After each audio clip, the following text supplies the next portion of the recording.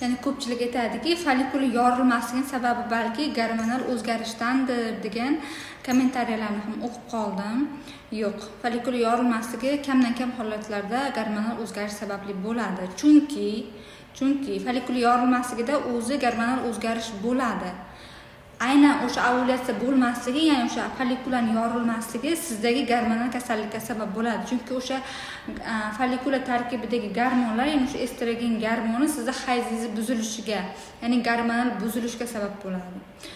Follikulasi yorilmay qolgan patsientlarning ko'pchiligida hayz sikli surilib keladi. Ya'ni orqaga hayz sikli surilib keladi.